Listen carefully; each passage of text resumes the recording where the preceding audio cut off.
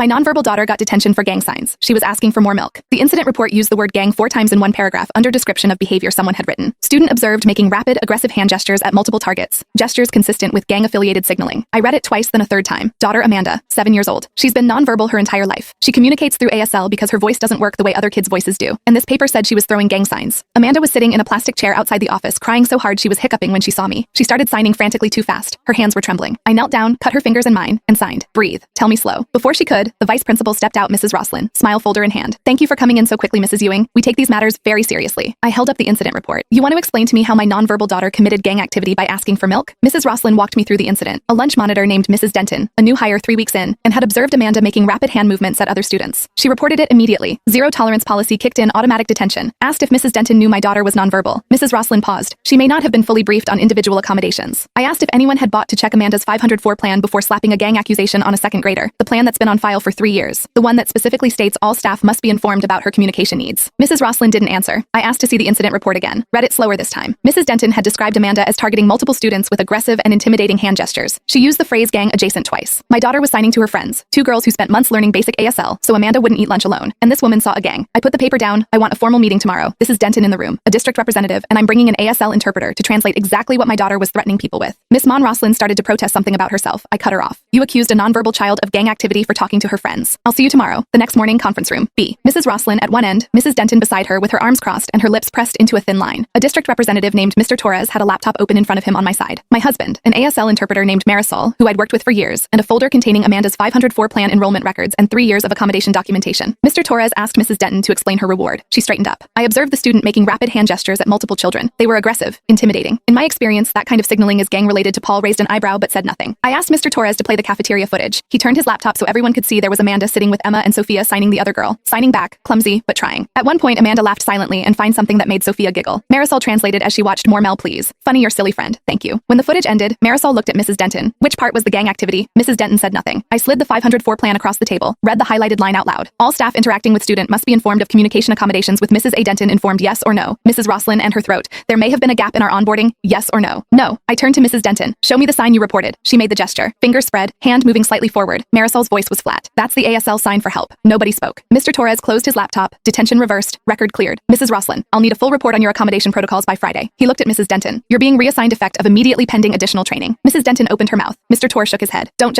I took Amanda's hand and walked out without saying another word. In the parking lot, she tugged my sleeve, signed something slow and careful, SORRY. I stopped, knelt down so I was eye level with her, signed back. You did nothing wrong. Those girls are your friends, talking to them as good. I'm proud of you. She hugged me so hard I almost fell over. I filed a formal complaint with the district that afternoon. Mrs. Denton didn't come back after winter break.